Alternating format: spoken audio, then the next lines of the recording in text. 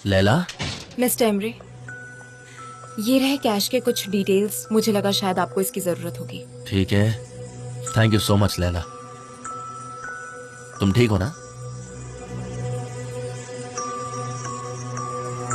हाँ, अगर आपको और कुछ नहीं चाहिए तो मैं अपने कैबिन में जा रही हूँ, मुझे काम है। लैला, तुम मुझसे ऐसे क्यों बात कर रही हो? कोई प्रॉब्लम है? मैं आपसे क्यों बात करूं मिस्टर एमरे? और मैं आपसे कहूं तो क्या कहूं?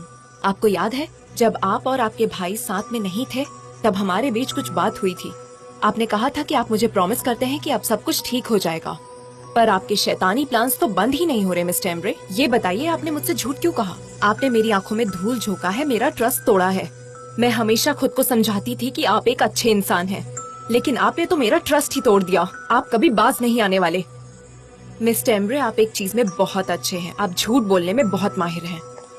लैला मत जाओ please, let me explain first. मुझे आपकी कोई बात नहीं सुननी मिस्टर एमरे, बहुत हो गया, मुझे जाने दीजिए।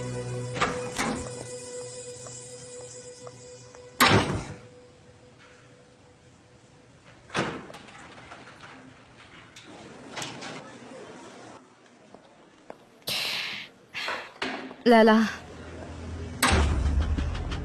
सनीम, मेरे दिमाग में जो भी आया मैंने वो सब कह दिया। बहुत गुस्सा हुई थी मैं। तुमने क्या किया? मिस्टर जान को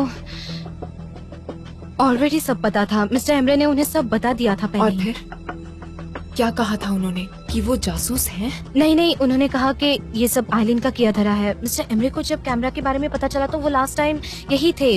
उन्हें शक हुआ तो इसलिए फिर उन्होंने आइलिन से सच्चाई पर पूछी। तुमने तो कहा था कि उन्होंने कन्फेस किया था कि इस जासूसी के मामले में उनका ही हाथ है।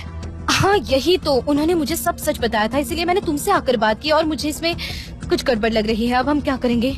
तो मिस्टर एमरे गिल्टी है या नहीं है? देखो लैला, मुझे उन पर बिल्कुल भरोसा नहीं है।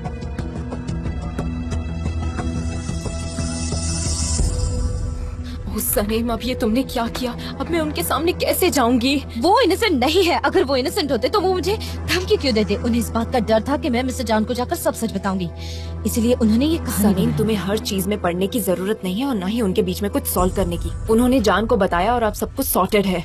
लैला, फिर उन्होंने मुझे ऐसी धमकी क्यों दी? शायद उन्हें उनके भाई से खुद बात करनी होगी, इसीलिए।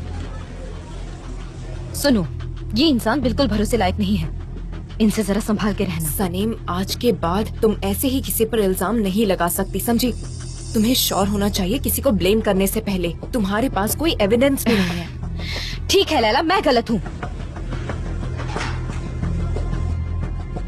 मैं गलत हूँ ना, तुम देखना। सनीम, सनीम।